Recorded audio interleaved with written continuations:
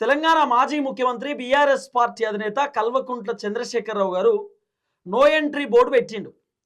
ఇప్పుడు పార్టీ మారినటువంటి దాదాపు 10 మంది ఎమ్మెల్యేలలో గూడెం మైపాల్ రెడ్డి మళ్ళీ బీఆర్ఎస్ పార్టీలోకి వచ్చేసిండు.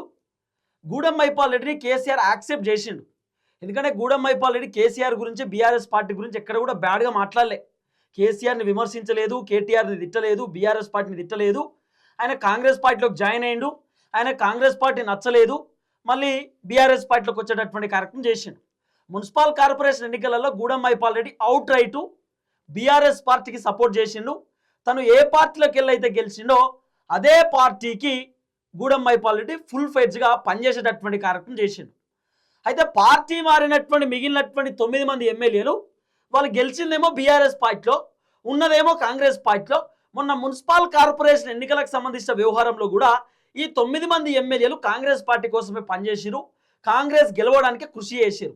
మున్సిపల్ కార్పొరేషన్ ఎన్నిక మాత్రమే కాదు, అంతకంటే ముందు సర్పంచ్ ఎన్నికలలో కూడా కాంగ్రెస్ పార్టీ నుండి బరిలో దిగినటువంటి అభ్యర్థులు ఎవరైతున్నారో వాళ్ళనే గెలిపించుకునేటటువంటి కార్యక్రమం చేసిరు. ఆఖరికి వీళ్ళు ఇక మా కాంగ్రెస్ నుండి ఎల్లయ్య పుల్లయ్య మల్లయ్య నిలుచుంటున్నారు, వాళ్ళకే ఓటేసి గెలిపియండి, మీకు నిధులు రావాలంటే పథకాలు కావాలంటే కాంగ్రెస్ వారికి ఓటేయాలని చెప్పి ఇదే ఎమ్మెల్యేలు వీడియోలు చేసి నియోజకవర్గాలలో కూడా సర్క్యులేట్ చేసిరు అనేది వినబడుతున్నటువంటి చర్చ. సర్పంచ్లకు సపోర్టివ్గా వీడియోలు చేసి మా ఊన్నే గెలిపిరి కాంగ్రెస్ వాడిని, అయితేనే మీకు అన్నీ వస్తాయని చెప్పి వీళ్ళు విలేజ్ గ్రూప్లలో వీడియోలు వేయించుకున్నారు అనేది కూడా వినబడుతున్నటువంటి వ్యవహారం.